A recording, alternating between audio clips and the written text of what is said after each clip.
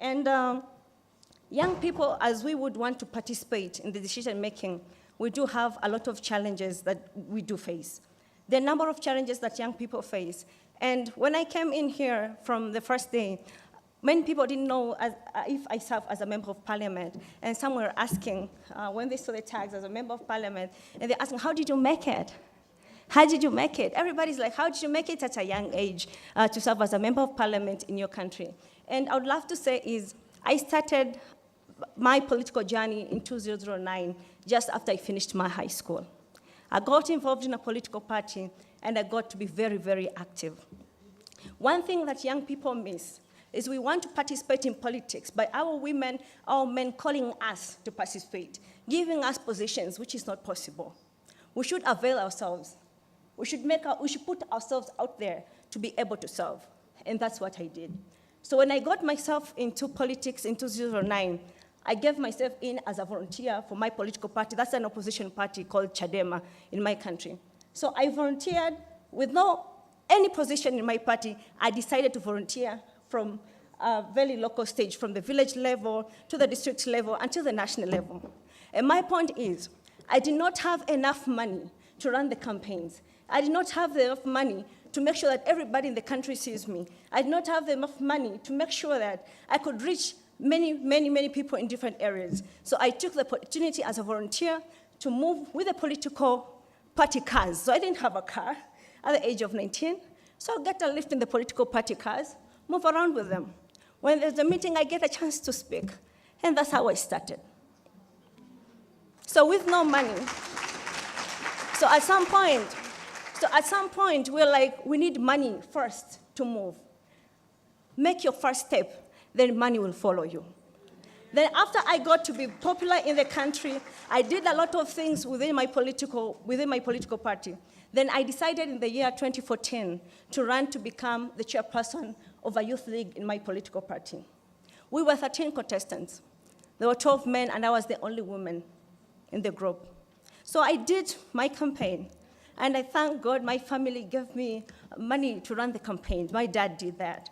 So I did the campaigns. And in the elections, I came out as the first in the elections, having the majority of the votes. But I did not make it to become the chairperson because it was needed 50% of all the votes to become the chairperson.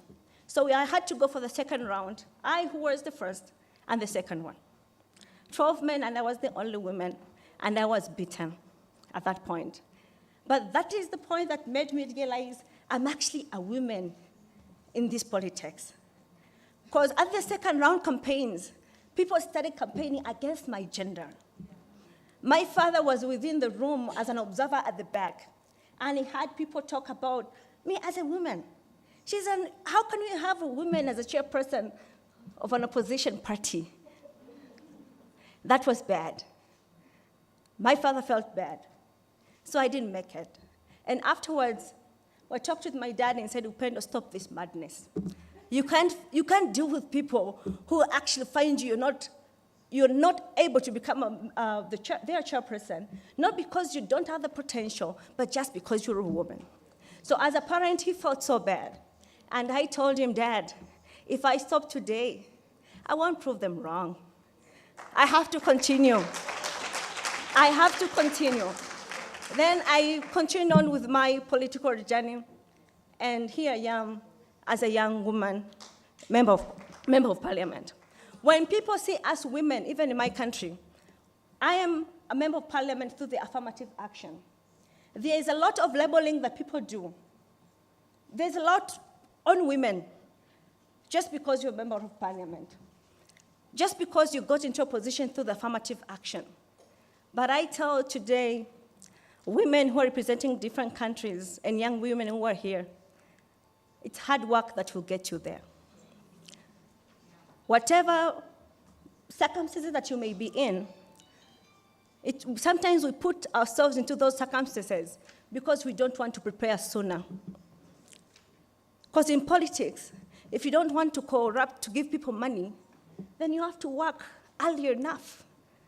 If you don't want to be a victim of sexual harassment, then you have to work early enough. Show the public what you can do. There are a number of challenges, as in the cultural beliefs. People would love to see women in politics like Madam Bineta.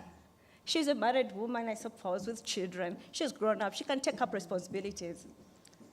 It's hard for women, even within the women's seat, women to accept a young woman with no kid, with no husband, to be a member of parliament. But I made it. I made it because I showed them what I can do. I showed them I can serve. I showed them that I can do whatever is possible to make sure that women's rights are being observed. Women get the development that they deserve, that the taxes are being used for women's development. And as a young woman of parliament, as a new member of parliament, I took in a private motion in the parliament to ask the government to provide free sanitary pads to all girls in the country. And I did that out of the belief that these women had, that I could do something. Then I also wanted to do something for our young girls, so that today I'm 29. In the next 20 years, God willing, I won't be considered as a youth anymore. But the youth of that time will have a chance to participate, just as I've had a chance to participate. So that the young girls can have the right to education. The young girls can have a right to education so that they can develop their skills and participate positively to the development of the nation. It's not easy. Sometimes I am a member of parliament and you think like, now this is the way. Everything, whatever I dreamt of will come to place. But it's not the case. Even the private motion that I sent into parliament, politics happened and it wasn't tabled. I was answered by the clerk of the assembly that the private motion is against the Constitution, Article 99, subsection 2. Then I decided a different approach. We organized a group of 144 young people on social media to move the campaign of free sanitary pads to the public. And we made it. And I do believe in the power of having the he for she's, because I identified men within the ruling party who are supporting the free pads. We took their pictures, made a few posters on the social media, and we circulated them with their message, why do they want free sanitary pads? So it went viral. Politicians were talking about it. Artists were talking about it. I was called on TV stations to talk about it. And guess what? 2 committees within the parliament took in and made a recommendation to the parliament that free sanitary pads or exemption of taxes should be put so that girls can have access to sanitary pads. That was an achievement. But above it all, we were able to change the perception of the public, because we talked of something that is considered as a taboo. People were facing me, how can we talk about pads? Something that is put into your clothes. I said, if we don't talk about them, then we're not defending our girls. We should talk about them so that the public can change and our girls can have access to education just as the boys do have. And last week before coming here, I asked a direct question to the Prime Minister on the free sanitary pads, and he gave a way forward that I should work with the Ministry of Finance to see if it is possible to remove taxes on the sanitary pads. That's what we call transformation. Yes, so sometimes you may not succeed. So sometimes you may not succeed what you want to do by the normal rules, by the normal procedures. But as young women in this world of social media, we gotta get to be more creative, do all the things that we do. And lastly, in my country currently, this is about thing. Lastly, time's up. Yes, lastly, in my country right now, there have been an increasing democratic practices, whereby, as young women, before, we had an advantage of moving around and doing political rallies. But right now, the president has made a statement against banning all political parties from doing public rallies. And such bans could be happening in your country. I believe, as the African Women Leaders Network, we should work with the local chapters to make sure that women speak up. Because all the undemocratic practices, all unconstitutional practices that may happen in our country, violence, killings that is happening towards the opposition in my country is going to affect me more as a woman. I don't want to be raped just because I want to be a member of parliament. I want to be safe. And I think as the African Women Leaders Network, we should work with as we're saying, proposing to have the national chapters to make sure that we create better environments so that the young people who want to be involved in politics should not fear about their lives, should be moved forward because they want change for their countries. Amandla! Amandla! Thank you so much.